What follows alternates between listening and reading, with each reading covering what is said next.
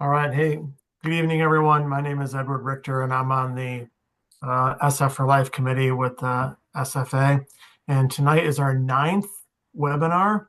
And our guest speaker tonight is the Special Forces Association Vice President and Chapter, is it eight? Eight. Um, Chapter President from Hawaii, Lieutenant Colonel retired Pete Tingstrom, and he's going to be discussing chapter best practices. So, all right, Pete, thanks, man. Awesome. Thanks. So, aloha, everyone from Hawaii. We've got some pretty nice weather here. I won't try to rub it in. Nanu, nanu. Hey, Len. Good to see a lot of smiling faces across the country. Hey, today I'm going to be very semi-short and sweet, about 15, 20 minutes worth of a presentation. The goal of this is to show best practices. And when I say best practices, I've watched what other chapters do, and then I bring it to Hawaii. And I inform the membership, see if it's something they're interested to do. And if it sticks, we do it. If it doesn't stick, many of the things we haven't done yet, but we've heard other chapters do it. So at the end of how I share how chapter 8 does things, then we're going to open it up across the country to see anyone else wants to share what they're doing that makes it successful. And when I say what they're doing, what are we doing for our members? How often do you get together? Scholarships, camaraderie, networking, helping people with jobs, helping people with their legacy, and helping them once they die, helping that family member, the family get through that time. What all are you doing as a chapter for your people in your area? And when I say that, it's not just SFA. We do stuff for any Green Beret, whether they're a member of SFA or not. And just for an example, when I first joined the chapter about 6 years ago out here in Hawaii, we had about 54 members. We now have 101, so we've almost doubled the size of our chapter. But I have 360 Green Berets across the entire state of Hawaii on all the islands. They're not all members of SFA. I've tried, but I don't blame them. But I definitely invite them to Christmas parties. I invite them to every one of our happy hours that we do, all the different events. I'm going to show you the type of events we do to be inclusive and bring them in. And hopefully some of them join SFA because that's one of the things we do is give them a free membership because we raised enough money. And I'm going to show you some of those fundraising things. So with that, let me bring up the slide. So you should be seeing, oops, chapter best practices slide. So I'm going to cover what an active chapter in my definition is out here in Hawaii, kind of how we, different events that we organize, how we fundraise for them, how we recruit, how we communicate, how we engage with the community, how we engage civically. Legacy of the Green Berets, probably our most important mission, I believe, and then open it up to others. So what do I consider an active chapter? We do a meeting every month. There are some chapters because of geographical purposes or their jobs or their families or whatever. I know some only meet once a year. I know there's some of you out there like that, maybe not on this call. Some meet quarterly. We meet monthly. We love getting together, and I don't care if it's 8 members or 40 members. We love to still get together, and we do it every single month. We do what's called a pauhana. We select a different place on the island, so it's closer to some people sometimes. We pick a new spot, and on Friday after work, 5 o'clock, we all converge and just network and be together. That's open up to all Green Berets. Some places in Florida have an SF Ranger breakfast or SF Ranger dinner to open it up. We do a monthly newsletter. My newsletter is kind of, I take the notes from our chapter meeting and I paste them minus some treasury stuff. We take some things out of it, but we put together a monthly newsletter and it goes out to all 360 of those Green Berets. In fact, it goes even over 400 because we have deceased members that still want to be on our distro to see what's going on. And anybody that wants a copy of it, we share our newsletter with them. We do an annual Christmas party that's above and beyond all these other meets. We do an annual fundraiser. We only do one a year because again, we have 101 folks in our chapter, but at any given time, you're looking at a handful of people that will volunteer to run something and actually do one of these fundraisers. And so we do a luau. We're in Hawaii, so why not do a dinner with fire dancers and hula dancers and music and entertainment? And that's what we do. But we're looking at other options. I'm going to show you some of those that we're considering. Community engagement. How often are you showing up with as the SFA chapter with your SFA banner, wearing your green berets or any other kind of stuff in a Veterans Day parade or some of these other type activities going on in your local area? Civic involvement. Different places are affected by events. We had a big fire in Maui, and thank God none of our members were affected, but there were a lot of veterans that were. So we, rolled up our sleeves to help out there with donations, and then support the legacy of all Green Berets. And I'm talking, so just a quick vignette. We had a member from our chapter, a young guy, move from Hawaii to another state. I'm not going to mention the state or the chapter. And he passed away shortly thereafter. He was still assigned to our chapter on the books. So I called that local chapter president and I said, "What do you guys do when a Green Beret passes?" "Nothing. Not unless the wife asks for it." And I'm like, "Really? Okay." So my point to that is proactiveness. The wife isn't thinking about the SFA unless she was really, unless she's one of those wives like Bonnie Cooper that is involved in everything and knows to reach out to the SFA for any help. When Dick passes one day, that wife does not know to ask for support. There is no notification officer. There is no casualty assistance officer. So I implore you to be involved with those families to help plan the funeral and the service.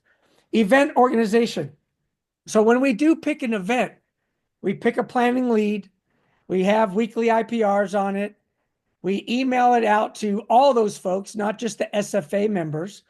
We have our own local roster through MailChimp that we've developed over the years that have those 400 plus emails, but we also double tap them to make sure Teamhouse, that emailing system, because you don't even need to know what their email address is if it's accurate. You can use that, and I'll demonstrate some of that for you. That's how all of you got my email today. I don't know what your email is. I went ahead and sent with one email, an email to over 11,000 members across the world. I place it in our newsletter. Again, all that information, I have a whole calendar section of upcoming events. It goes to everybody. It goes to the local command because I am lucky I'm co-located with Special Operations Command Pacific, U.S. Army Pacific, U.S. Indo-PACOM, 25th Infantry Division, and we have SF guys in all those units. So I make sure that they get a word about our events so they can come participate. And then lastly, I started a Signal chat group. And it's like WhatsApp. If you've never heard of Signal, it's just an encrypted texting platform. It's all volunteer, but I have 89 guys out of those 360, and most of them are not SFA members. A lot of them are, but it's all volunteer. And we use that to get help, offer help. Hey, I got a job available. Hey, anybody know someone that's a lawyer to this? Hey, I need some ASOT level 3 guys. I got a contract with a bunch of guys coming out to Hawaii for an exercise, and I need some ASOT level 3 guys to help with this course. And in seconds, we got responses to help a fellow Green Beret out. General Fenton loves this so much, he's still on our thread and monitors what we have going on. We have a lot of retirees that are still on our thread that's going on. We just watch what we put on that thread since we do have a few GOs on there. It's a great source to pass out for resources and future events. Okay, fundraising. Here's just an example of ones I've heard across. We haven't done a 3-gun shoot, but out in Hawaii, it's very gun limiting. So I think this would be a big seller with, hey, be trained by Green Berets, come out. They're,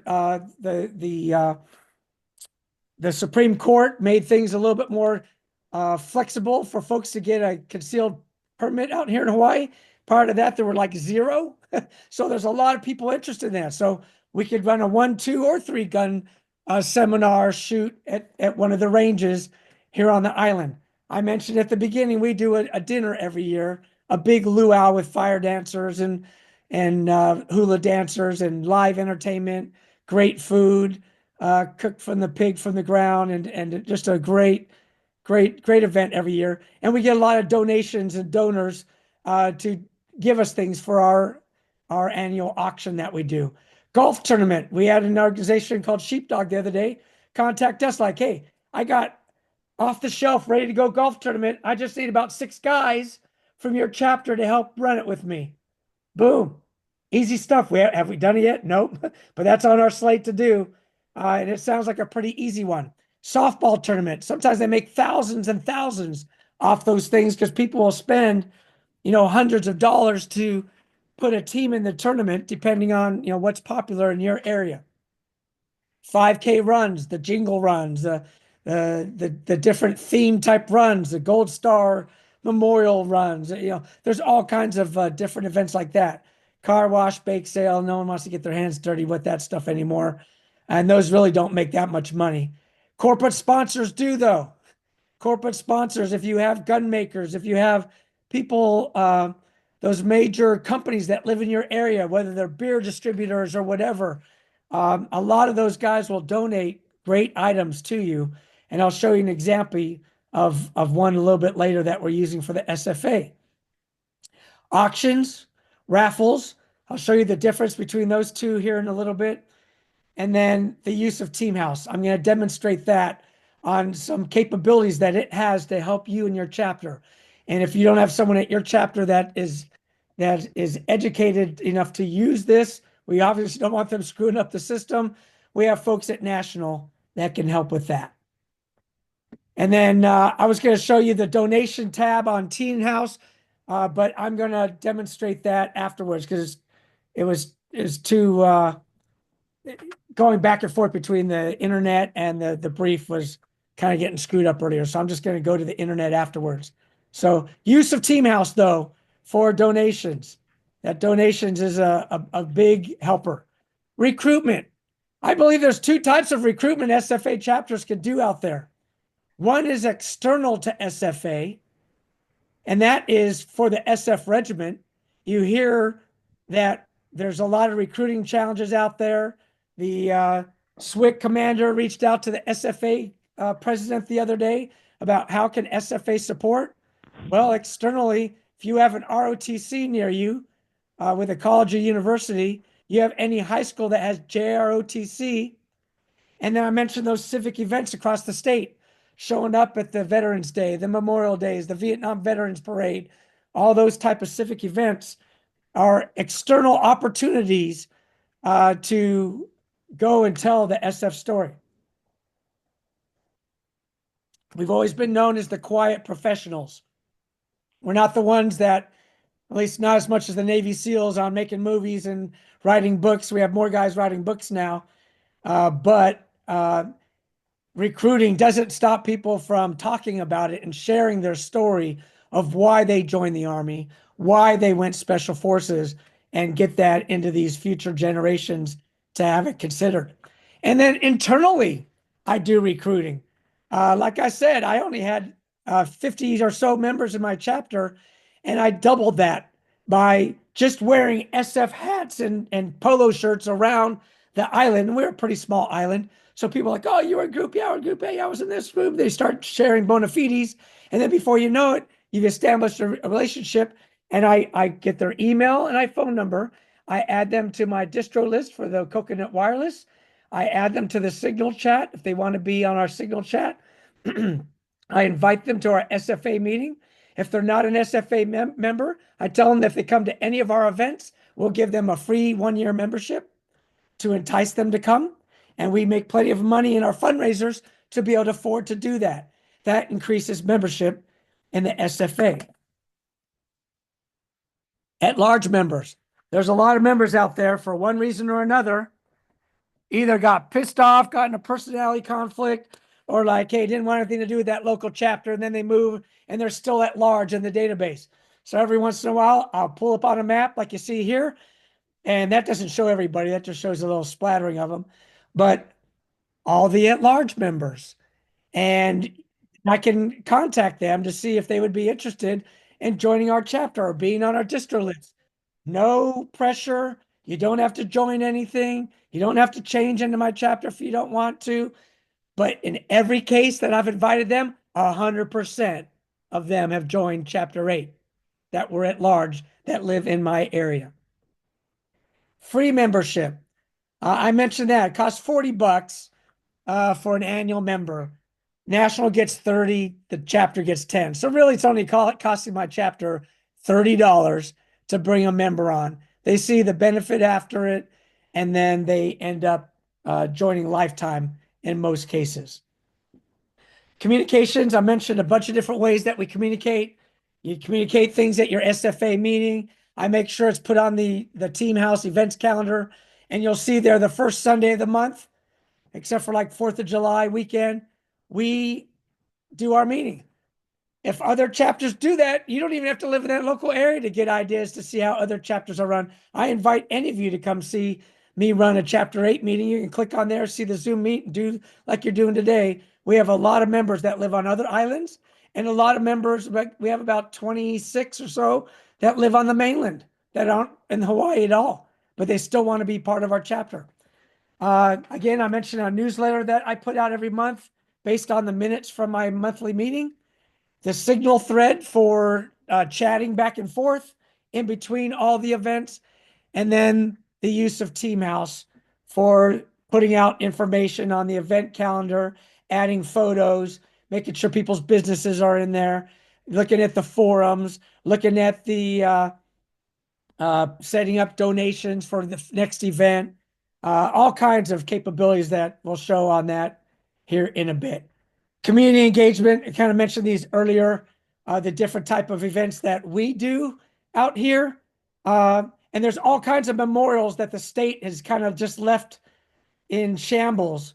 And so we'll team up with the VFW or the American Legion or some of these other VSOs, and we'll pick a date. And we'll get out there in the community and engage with them and go clean our Vietnam memorials, our Korean War, World War I, II. We even have some, believe it or not, some Revolutionary War markers of Hawaiians that went to the Revolutionary War that have their little special place that we take care of those heroes out here in Hawaii. And then civic engagement. I was an Eagle Scout, so it's very naturally to me to lean towards the Boy Scouts and be invited to their functions and go present Eagle Awards to those representing the Army in my Army uniform.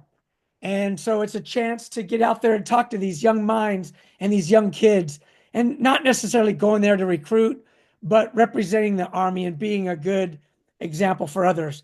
And same thing, we don't just wait. We present medals to every high school in the state, no matter what service they are, for a Special Forces Association award.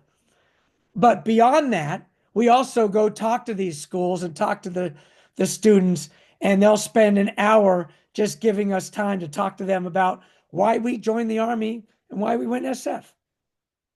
You can get involved with the Chamber of Commerce, other VSOs, like I mentioned, and then you may not have a Veterans Council because you have all these other veteran service organizations, but we designed one and we're a plank holder of that council here in Hawaii. Again, just sharing a best practice.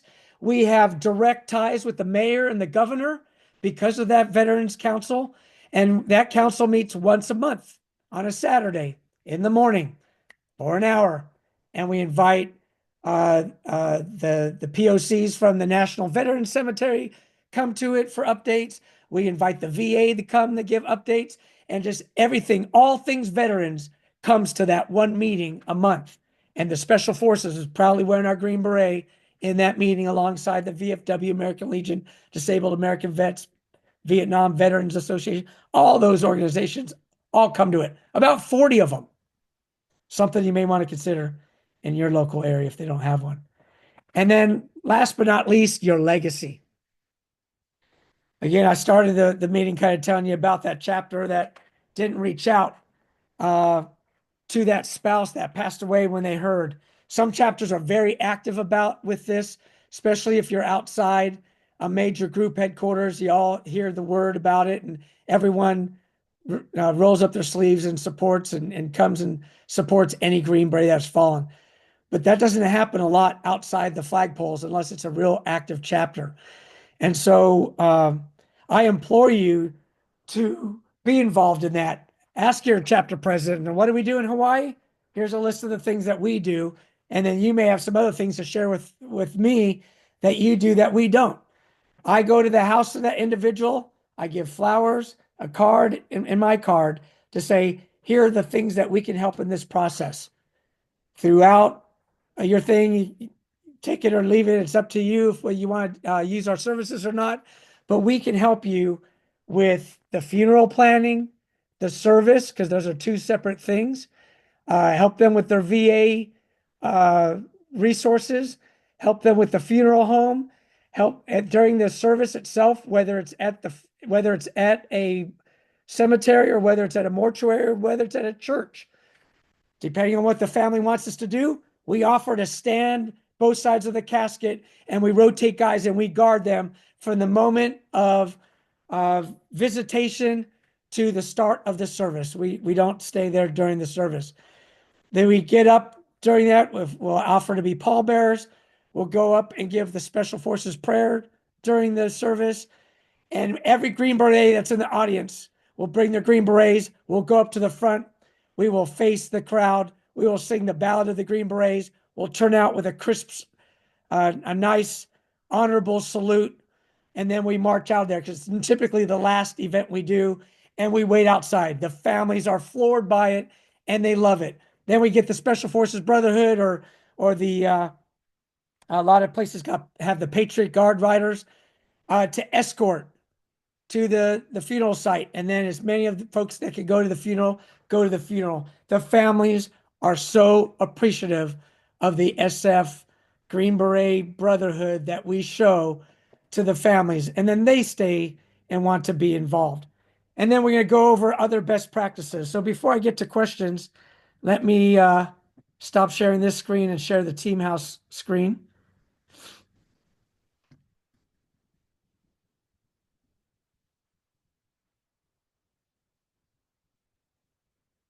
Okay. You should be seeing, does everyone see the Team House right now? Webpage? Hopefully. All right. There's two things that I mentioned in here, and I'll start the first one with donations. On the donation tab, this is just like a GoFundMe tab. Some chapters have taken advantage of this. All the banking information in the Team House is encrypted, just like buying stuff on Amazon or any website, any banking transaction, any credit card transaction that's done online or in a store. This uses the same procedures to do that. So a chapter or SFA National, like we did for emergency relief here, they have a donation here. And you could schedule a donation or you could just say, hey, I want to donate to the Special Forces Association for these guys that are going out and helping our brothers in North Carolina or Florida, or the guys by the hurricanes, or the guys affected by the fires in Southern California. I want to make a contribution for myself or on someone else's behalf or a non-member. And if you are signed in the upper right corner, it'll be able to save a lot of input, your name, your address, your phone number, your email, all that stuff. You won't have to input that. It will automatically pull it from your record if you are making the contribution of yourself. You pick a date when you wanted to take take a date. You could pick any amount between $1 and $100 there. Then you could say in honor or memory of somebody. You can make any other kind of comment. Hey, this goes directly to the fires in Southern California by SFA members that were affected. And that's the only people I wanted to go to. You can specify anything you want in there. You can make it anonymous. You could change the name and say put someone else's name if you want to appear as the contribution records. You can you want the association to notify somebody. Do you want to make matching gifts?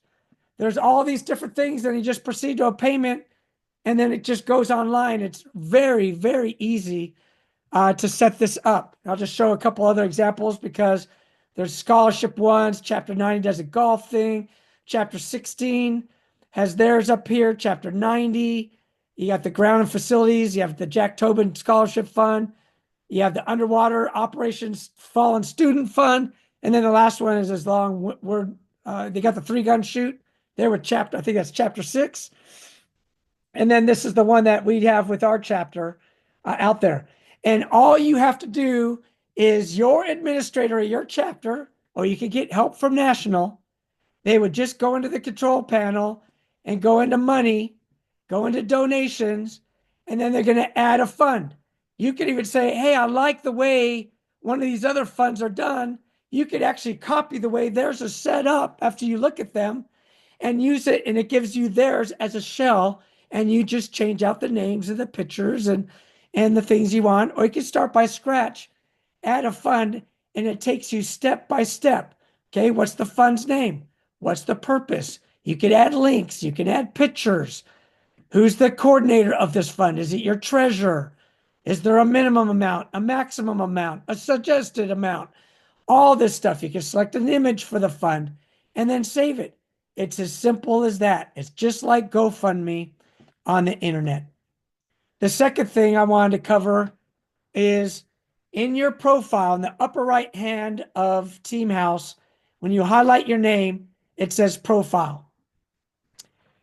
In profile, if you go to the standard member directory right here, when I talked about the end of life, we have people, if you're on that TAPS that Bonnie Cooper puts out, you can see that we're losing 2-3 guys a day. All right. We have an elder population of some Korean War vets and some older Vietnam era vets. And then you'd be surprised, we get some 30 and 40-year-olds that are passing as well. And a lot of them, their family may or may not know what they did while they're in service. Some of them spent guard time, active time, and reserve time. So they'll have 3 to 4 different DD Form 214s. And some of the wives don't know what a DD Form 214 is. And now you have the family, the wife, while they're trying to console your loss, trying to write up your obituary of what you did in your life. And many of us were lifetime SF or Army retirees or veterans. So here's your chance. And it irks me every time I see them just put an SF crest for a guy's picture because no one had a picture of the guy. You know best what you did in your career or how you want to be remembered. And oh, by the way, we can click on this for each other to look at each other in the chapters to learn more about each other on there. So you can pick your own picture. You can put your social media. You could put your obituary, if you will, or what your biography is and what you did prior to getting out, any awards and stuff, and then what you did when you get out, and then hit save. It's that simple. And if we have all of our members doing that, it's very simple to help Bonnie. It's very simple for the Drop magazine later on. It's helpful when you work with the family to help write that obituary section in the service bulletin. Very, very important. Those are the 2 big things that I wanted to mention that are part of this brief. But 2 other places that people are not taking advantage of is also on the standard directory. Your visibility, I say, this is already an encrypted website. You have to be an SFA member to sign in to this website. So I let everybody see all my information. I want old team sergeants to be able to search for me, or any long lost friend say, I want to search for Pete in Teamhouse. So I share all my info. But every one of you guys on this call and everyone in your chapter can say, do not list me in the directory. I don't want to be found by anybody. Or they could have it in any of these various things. Hey, show my name, city, and state, and bio, email, and phone, but I don't want them to know where I live. Or I don't want them to have my phone number, just my email. So you would select that one. So that's one on privacy. And then last one in the member profile, because this helps a lot, is filling out your interests. So on the bottom right where it says your website functions, there's a tab there that says interests. And in there, you can put what groups that you were involved in, what MOSs, What advanced skills? Sometimes we're searching for guys with these skills to help people that have contracts, looking for people to have jobs. And any kind of special interests that you may have, you could throw in there. The last one that's new, that's never been briefed publicly to anybody, is this special skills and capabilities one, which we can add to. So, for instance, when that hurricane hit, Hurricane Helene hit Western North Carolina, we quickly got a phone call from someone, hey, I can't find my parents. I need to be able to find them. We were able to pull them up on Team House and get a Green Beret that lived right by them to go by there and save their lives. Then we started doing like, man, we're sitting on a gold mine here. You know, as we prep for Florida with Milton, same thing. Different members have different capabilities. They have trucks, they have trailers, they have chainsaws. We have 18 Bravos, we have Deltas, we have Charlies. Communications going down. There's no medical facilities. Everything's busted and flooded. We have a lot of capability to help our communities, and so everything from horses to Starlinks to Satcom to whatever you may have, you could click on that. Then we're able to do a regional search for these items, and then make sure you hit save when you do that. I think that's important for us to come help our fellow man in our communities. And it really shines a bright light when the Special Forces Association, because of the type of people that they have, can come go to the sound of the drum, set up fobs, and they're in there saving lives months before FEMA and anyone else gets there. So I'll close that as the formal presentation. And with that, I'd like to open it up to questions and or other best practices that you guys have in your local towns and communities. Hey, Pete, this is Tommy Austin. Well, let me just start with that great presentation. I love it. I probably scratched out at least a dozen notes. I just took over as president for Chapter 39 here in Houston. And it's a funny thing about Houston. I'm pretty sure we could drop Hawaii in Houston and have room left over. Yeah. But that's kind of the membership goes. You know what I mean? I can leave Houston 2 hours later, I'm still in Houston. So it's a little difficult drawing in. We have that little diversity in there too for age groups. Trying to pull it in, but before this, I was a member of Chapter 7, like another gentleman was mentioned earlier. That's a co-located with an active duty element, and that's a total different dynamic. It really is, because they take a little ownership of that. You get a different energy in there, what it is. This, I'm a little bit challenged, kind of sparking it up, but I appreciate all the things you threw in there, and it's really kind of spun a lot of things up I didn't think about, and I think it could spark a lot of interest. So I'm not really kind of questioning or Q&A and a lot of stuff. You brought good things up here. More on me to make it happen. But I just want to say thanks. Thanks for throwing it out there. I really appreciate it.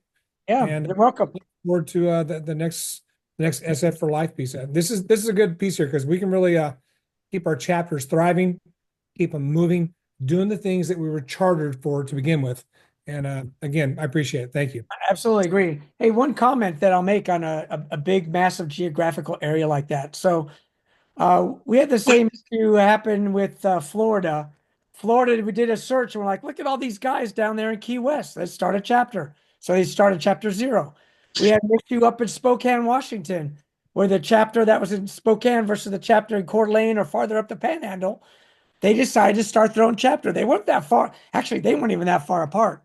So when you do a search, you could do a member search in Houston. You could do it by city. You could do it by zip code. You can look out 30 miles, 45, 75 miles.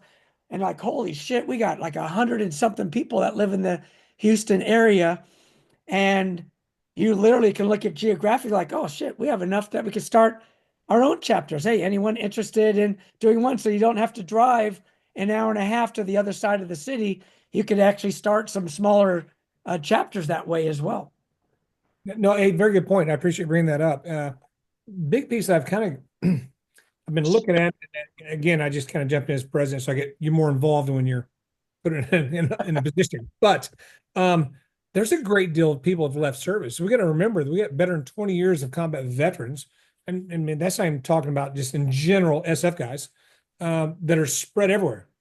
And I got to find a way to cast that net, find those people and just kind of pitch them and bring them in. And you brought some good points up here that we've used before in chapter 7. I want to put in 39, which is it's nothing to give you a free 1 year membership. And it's not nothing at all either to say we're not going to take our cut of a lifetime membership. You know what I mean? National gets theirs. I understand that. But those are great incentives to draw some guys in and they get a taste for what it is, then it runs. So yeah, I got to find some more of those folks and who's closer and get from there. But I think you're right. I got to find the demographics and where people are geographically located to see maybe if some subs of this might be a good way to go. Yeah, and that's something that National's looking at too, with all the groups, the guys that aren't members of SFA yet, getting their feet in the door, getting them membership, and having a way when they get out, whether they ETS or whether they retire, find out where they're going to prior to, and find some way to contact people in advance because they may or may not know Team House is available or that this because they can literally go in there and do even while they're on active duty. Hey, I'm getting assigned to first group. First group, 18 Bravo. Holy shit, look at all these 18 Bravos here. I can ask about schools. I can ask about the gyms. I can ask about because I do CrossFit and this guy likes CrossFit. You already have a guy that you can link up with that you already have a bond with. Tom, I saw your hand up. Wisdom. Yeah, I just wanted to pipe in, say again, thanks for what you do, Pete. I sit in a couple different meetings with you, and I appreciate everything. You're very busy, you do a lot of hard work. Um, for those who don't know me, my name's Tom Wisdom. I'm with the Special Forces Association in Colorado, Colorado Springs, and our chapter, real quick, our chapter does a lot of the same things that Chapter 8 does in Hawaii. We have monthly meetings, third Saturday of the month. We meet at a local American Legion. Um, we do events, community engagement. We attend every Veterans Day parade in Colorado Springs. We have our own Veterans Day memorial ceremonies, Memorial Park, Memorial Day ceremonies. We're very active with 10th group. We're close to 10th group. We're not co-located with 10th group. I just wanted to throw that out there because there's a misconception within the SFA that 424 we are co-located with 10th group and that makes it easy for us, and it really doesn't.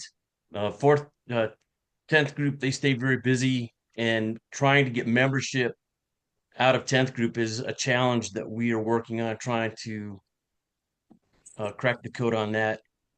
ROTC, we present one ROTC award annually. However, the JROTC awards, we present 35 of those in different high schools throughout Colorado up into Cheyenne. And the big thing for us, community engagement and sponsorship.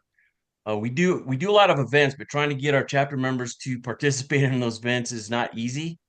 We work closely with the Special Forces Foundation, and also we get support from the Special Forces Charitable Trust every year. Um, this coming weekend, we are headed to Leadville. We have a huge ski event that we go up there every year. It's a couple of days of skiing at Ski Cooper, and it's an event that was started by the 10th Mountain Division descendants who trained at Camp Hale, which is right there at Leadville. So that's where we're going to be. It's a huge event. It's the 50th anniversary. There's going to be a lot of people up there skiing and having a good time. In Colorado, in fact, it's snowing on us right now. We try to get out. It's a 4-season state. We try to get out and participate throughout the season. We ski. We have sponsors who will sponsor some of our members to go fly fishing in the summer, and in the fall they also sponsor big game hunting in Colorado that we offer up to members of the chapter and members of 10 Special Forces Group. I think the big challenge, the big challenge for us, 424, is sponsorship and donors. That's kind of the code that we have been trying to work on, like, and figure out the best way ahead to make money for our chapter. We have a QR code that we have on our chapter website so people can give us sponsorship. We also participate with 10 Special Forces Groups Org Week, which is every June, because everybody knows we were the originals, right? 1952. And Org Week celebrates that anniversary, and it's a week-long series of events that the 10th Group soldiers participate in, culminated by the group ball on a Saturday. But that Friday prior to the Saturday is a huge picnic at the group compound. We call it the Emerald City. If you've been out to Fort Carson, you'll understand why we call it the Emerald City, because when you look at the compound from above in helicopters, because there is a survey DZ right there, close to the compound. And all the roofs are teal green, so we just call it the Emerald City. But that Friday prior to the group ball, we have a picnic, and the SFA 424 guys, we wear our Hawaiian shirts, we have aprons. And this year we got some cool Hawaiian shirts thanks to the cruise that we all went on. A majority of us went on the cruise, which is a great time. But we have some really awesome Hawaiian shirts that we're going to wear this year at our barbecue. And during the barbecue, we serve probably 1,300 members of 10 Special Forces Group, members of their families, support guys, 18 series guys. Some of their contractors will show up and have a good time at the picnic. And we get new members from that picnic, and a lot of it is, even though we're very close to 10th group, a lot of the active duty guys have no clue what the SFA does. So we have a handout. I've shared it with our membership committee chairman, and just a trifold handout that explains the SFA, what we do, and how they can join if they want to join. So we stay busy. We're very, very busy. We have 505 members of the chapter, nationwide, and not all of them are active with us. Again, that's kind of a challenge trying to get them to be more active with us. But the way we look at it is we're just going to continue moving ahead and doing what we do. And when people see what we do there, and hopefully that'll trigger something in them, and they'll say, "Hey, I want to be part of your organization." That's kind of how we work it now. Okay, awesome. Hey, Tom, one of the things I would recommend is that, and I've been trying to get this done at each of the SF group headquarters, is have your president request through the commander, the command sergeant major, when they do their next all hands. Hey, can I come in there and give a 5 or 10 minute overview of SFA? And I have found when I do that, for me, I have Special Operations Command Pacific up the road. So when I'm able to do that and I'm able to pull up on an unclassed computer, Teamhouse, to me, Teamhouse is what sells them on SFA. It's got them every time they come out of the droves to want to join when they see the capabilities of how they can use it while they're still in active duty. Because a lot of people think SFA, that's something I do when I retire.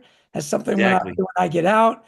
And they don't know the capabilities of what this Teamhouse does for them while they're on duty. And if you show that to them, you might get even more people signing up. Right. We just had our monthly meeting this past Saturday, and we talked about the Teamhouse in depth. We're pushing the Teamhouse on our membership.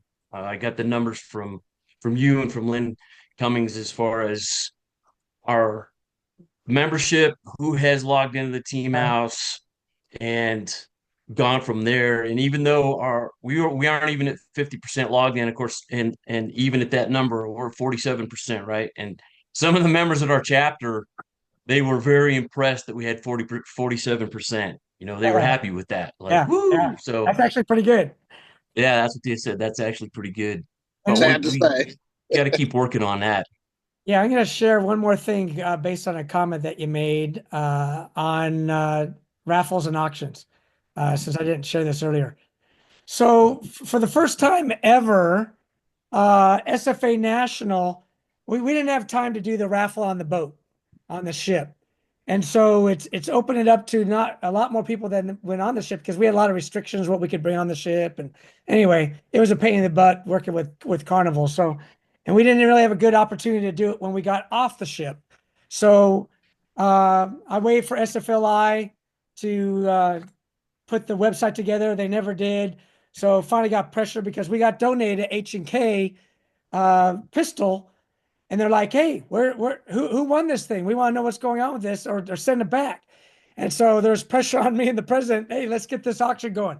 So we left SFLI and we're like, we're doing our own. So I found a website called Zephy, And I did a bunch of website searches. And what Zephy is if you are a if you are a nonprofit, you can, they don't charge credit card fees. When you sign on to the Team House, there are some fees that you will pay. So if you get a $100 donation, you're really only going to get, $98 of that, because there's a 2.6% fee type of transaction. But through this took me 2 days to set up once I kind of figured it out. And I filled out some forms. I put the payments, I tied my bank into it. And here's an example for the silent auction. So this is going on right now for national. We're doing this silent auction, and I pre-filled out all these forms. I'm like, hey, this is what we're doing. These are the type of things. And then, hey, I want to view my form. I shared this with everybody.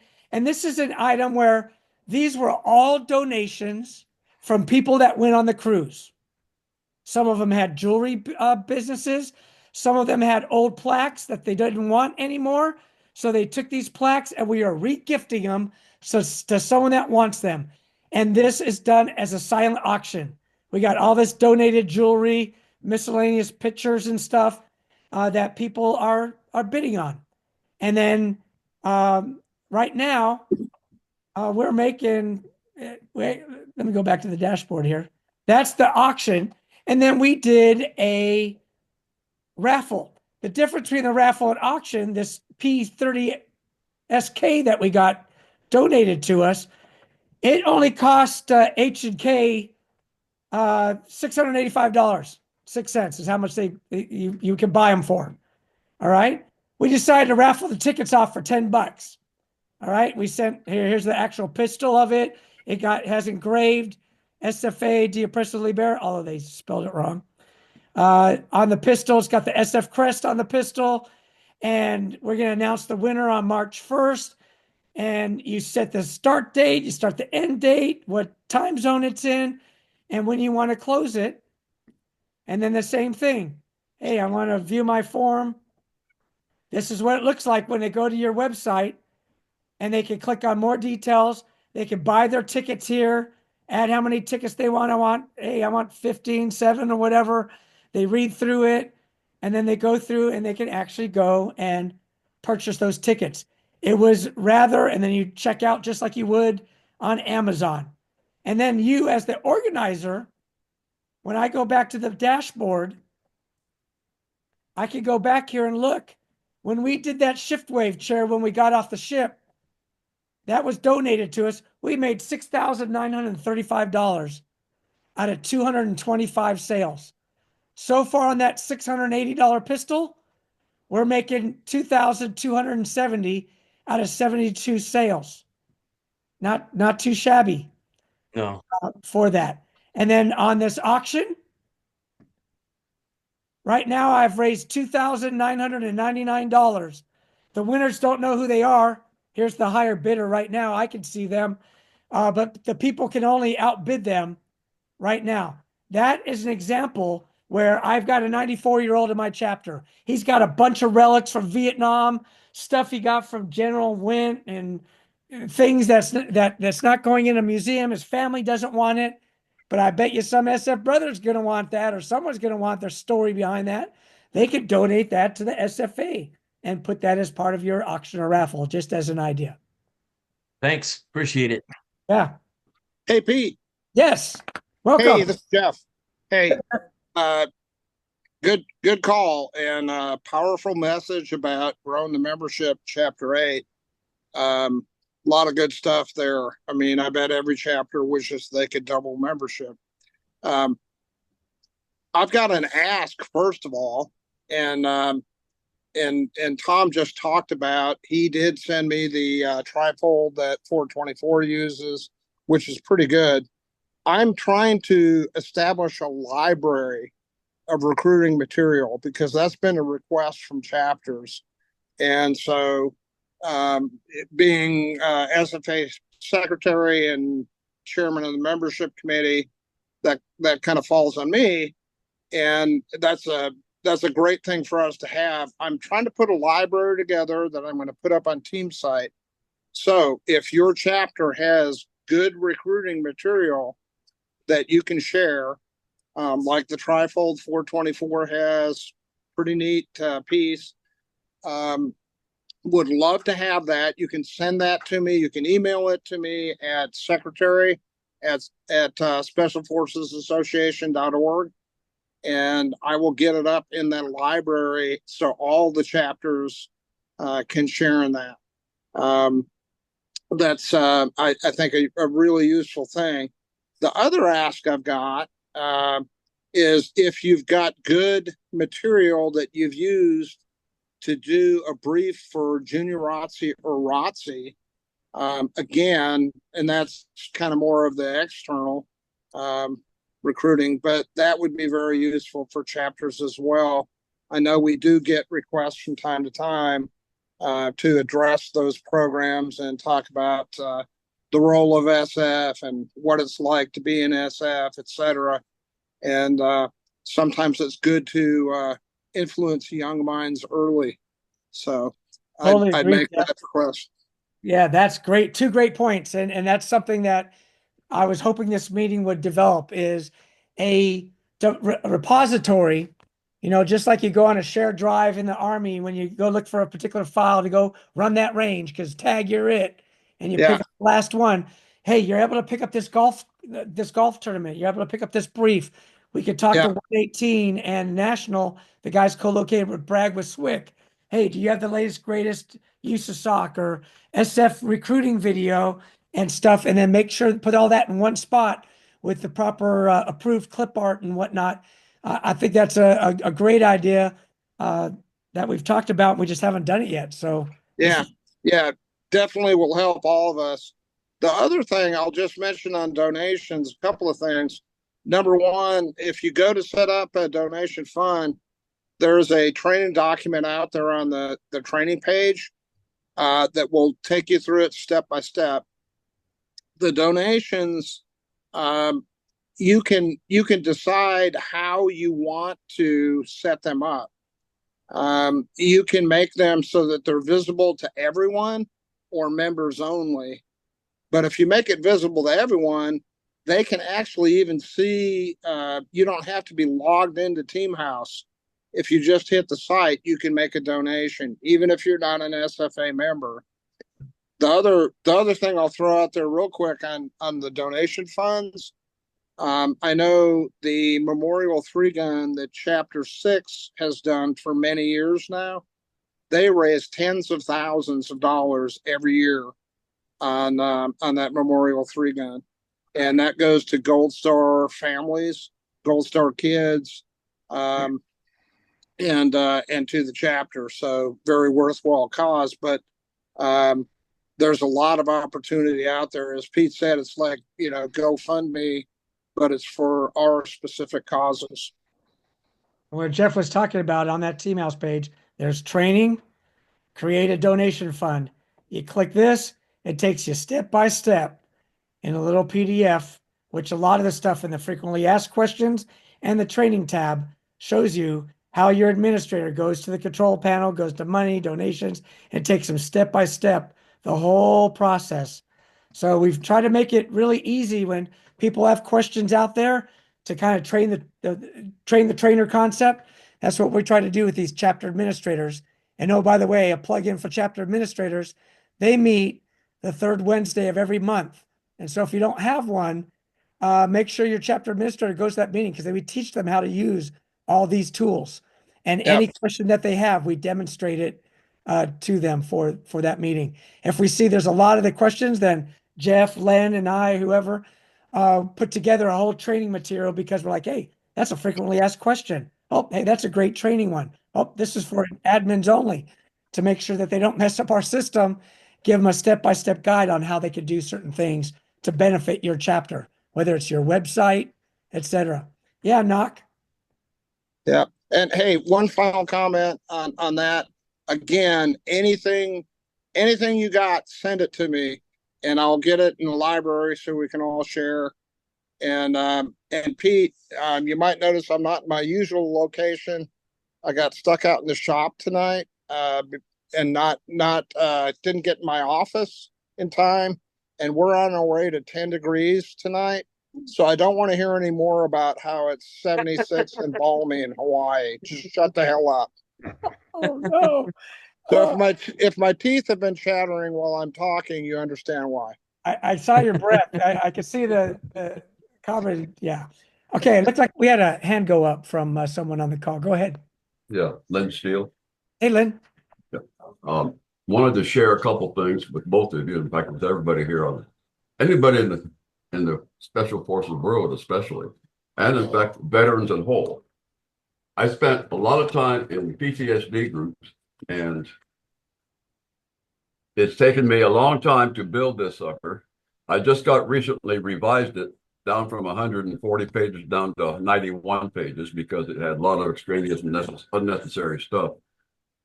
But now it's a little bit tighter reference then to what the VA statutes say, what the VA staff say. I've got a reference point for one of the local VA folks in West Palm Beach. I'm from Port St. Lucie, Florida, where it's only 72 degrees, by golly. I'm going to wear a sweatshirt.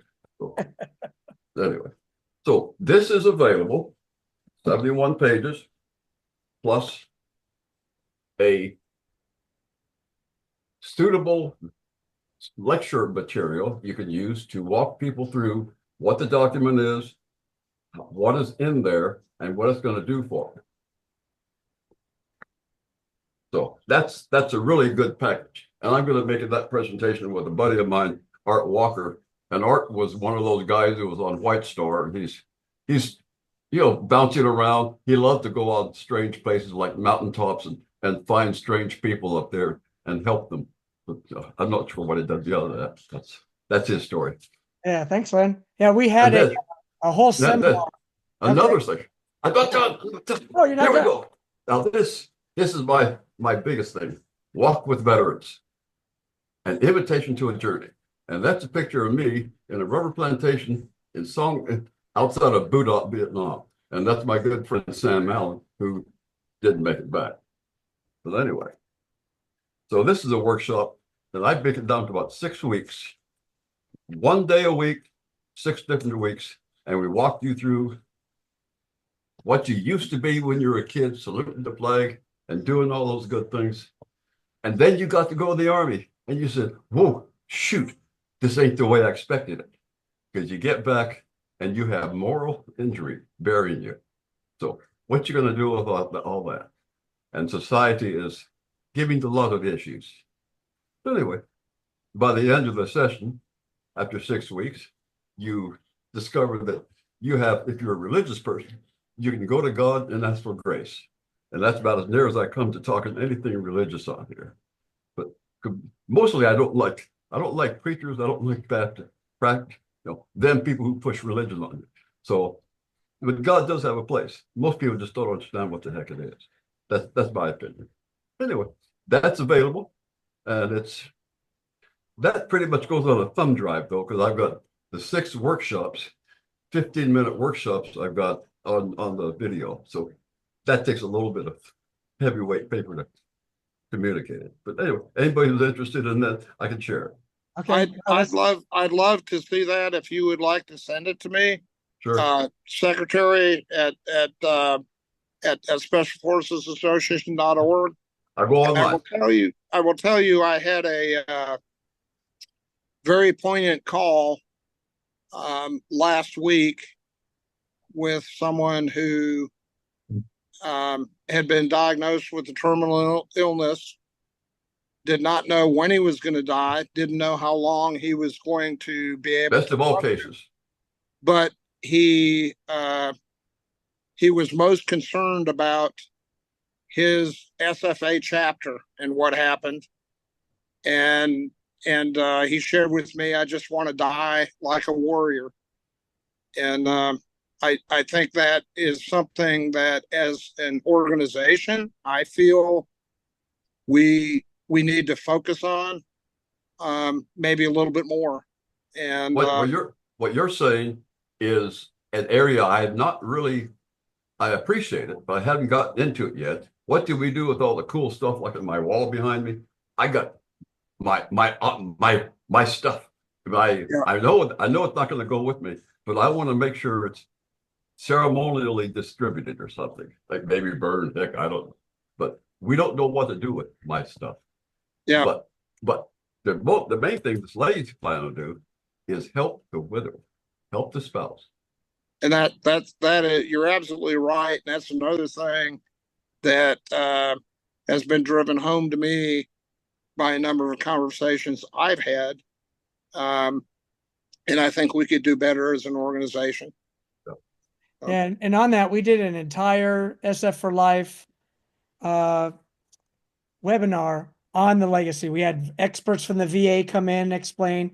And in the document library on Teamhouse, there's a whole legacy folder with a by-step checklist that you could give that next of kin. And it takes them through every step to do what Lynn just did there with that 100-page file. Hopefully the husband or we fill that out before that time comes, so they know where to go for everything.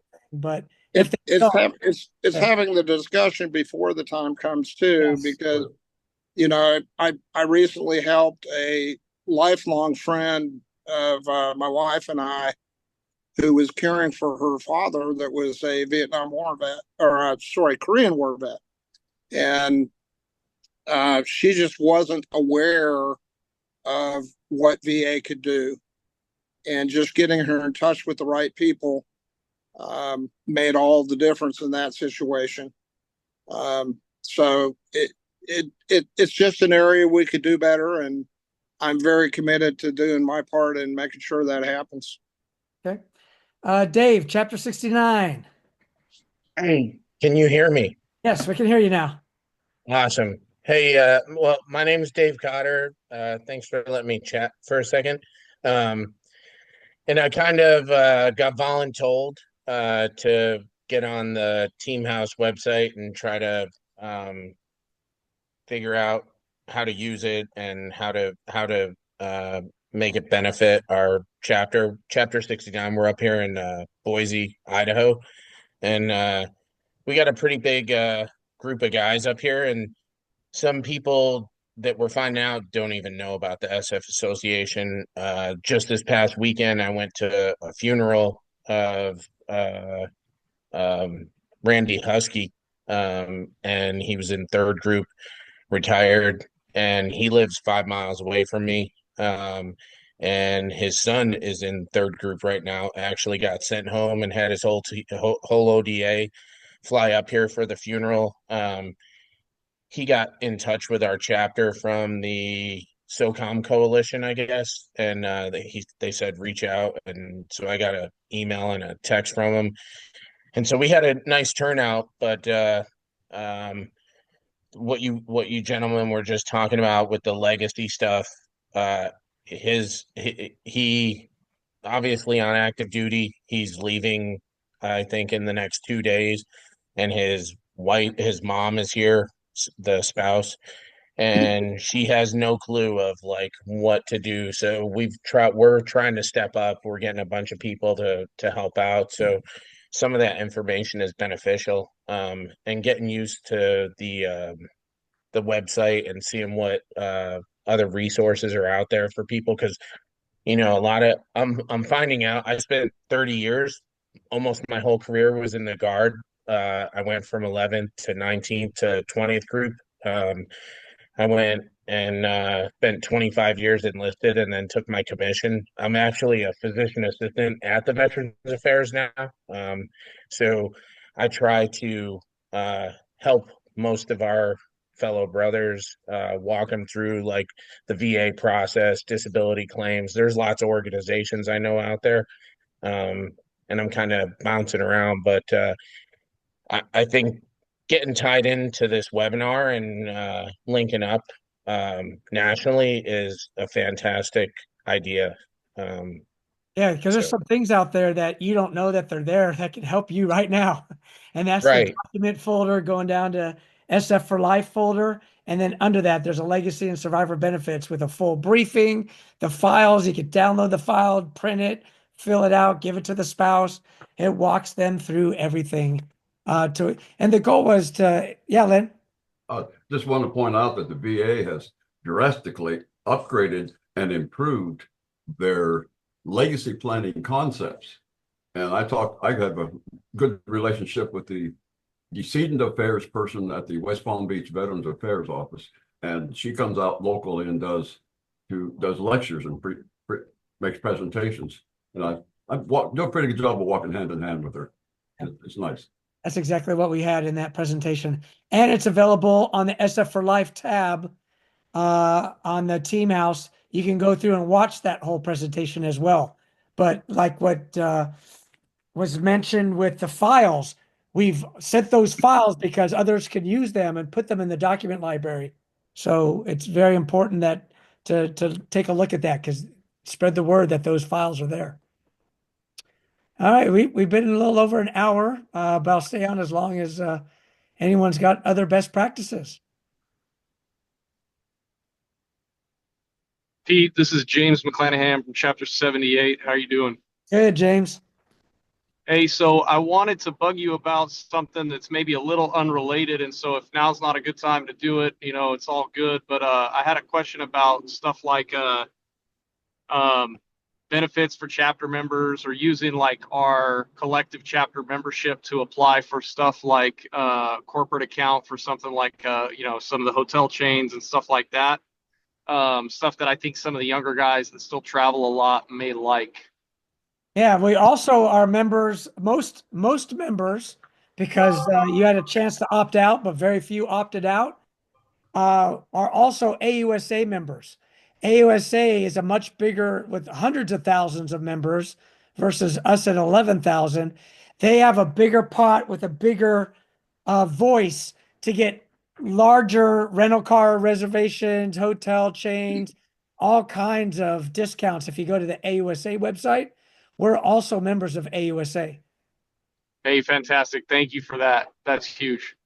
And that literally, I was a little bit skeptical about the whole AUSA situation when that happened, because I kind of said, I never wanted to join AUSA. Why do I want to join? But that joint membership, every hotel chain, every rental car company, I mean, there's a lot out there. I just did an updated will for myself and my wife, free of charge, through the legal services that AUSA has. So there's some good stuff out there. Go investigate, and I think you'll find it's pretty worthwhile. Yep. Hey, Pete. Hey, Sam Seaton. Yes, Sam. Hey, I'm president of Chapter 59. By the way, I've been to boot up from locking in on a patrol. Yay. And I knew Jim Jim and Lieutenant Colonel Cox. I don't know if you were there when they were there, but when I got there, they had shut the camp down. I Anyhow, was there in 65. yeah, well, I was there in 67. Hey, Pete, remember Quad A? You remember when you went through the aviation course? Yes. You couldn't get out of there unless you joined the Quad A Association. You're right. You're right. What I you need to do that. Yep. Yeah, you need to do the same thing with SWIC. I agree. You- I've been trying you to need push to get that for a while. You need to get some true believers down there in SWIC Yeah. to put the move on them. Yeah, we'll work on that with the president and the board. Our president is co-located right there at Bragg, so that's an easy one to try to work on, because I totally agree with you. Everyone joined, and then they saw the benefit after they joined for that year to go lifetime. Or some of them are like, "Nah, I'm at the beginning of my career. Look how much I can save by just joining lifetime now." And they may or may not. Their conventions are much better and organized and corporate sponsored than ours, and the buy-in with the entire aviation community. It's a tremendous. We can learn a lot from them for sure. Right. I just got a new member from our chapter, in our chapter from Chapter 39, by the way, from Houston. Name is Jeff Marsh. You probably know him. He's in the business of looking for 18 Deltas medics for construction sites run by ex-Rangers and SF guys who only want the best. So your idea of I sent you a note on that, Pete. You probably might want to put them in your Signal chapter to contact if he's really looking for him. I mean, he's beating the bushes, and we're going to help him as much as we can.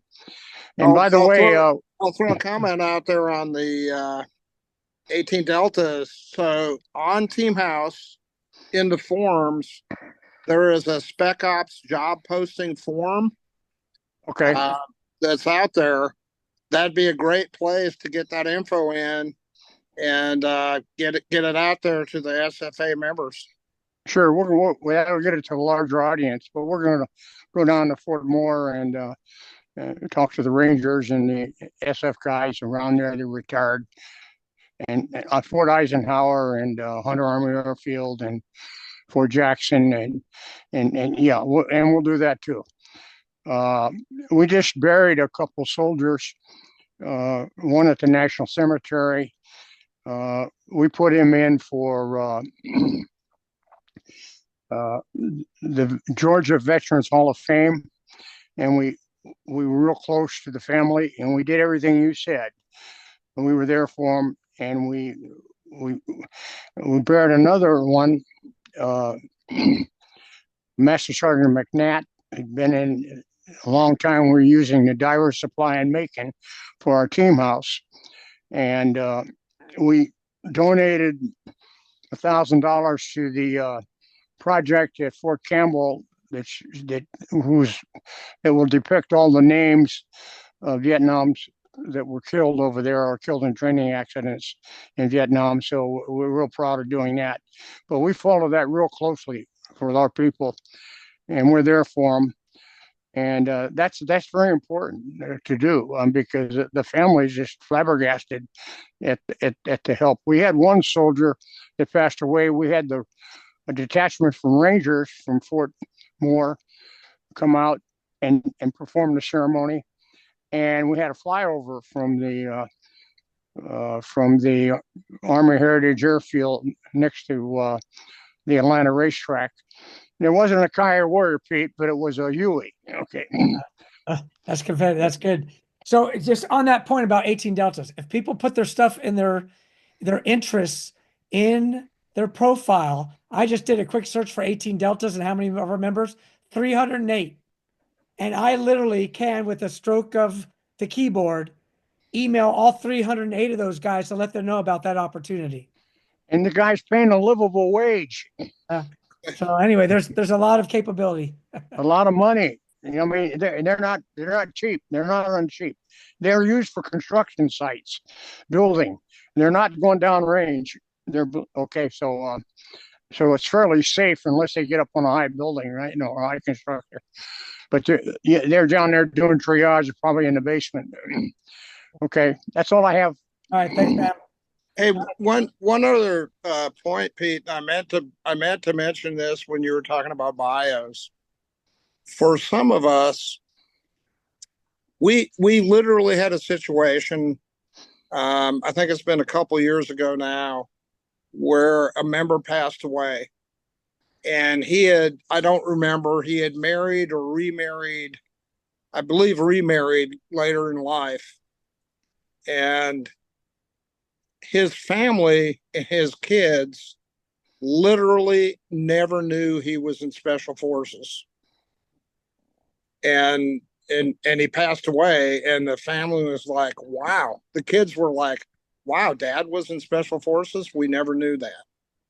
Again, the bio, and it was only a happy accident that led us to find out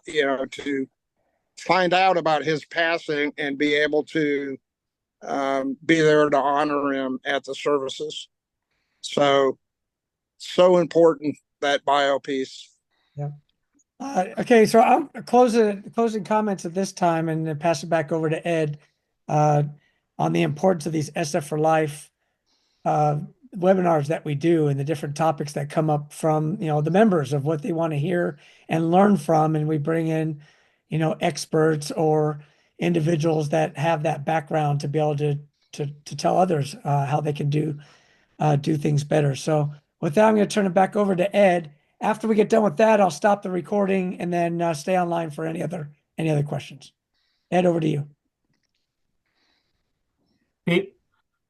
That was awesome. I love all the conversation and interest. Man, we've had this conversation so many times.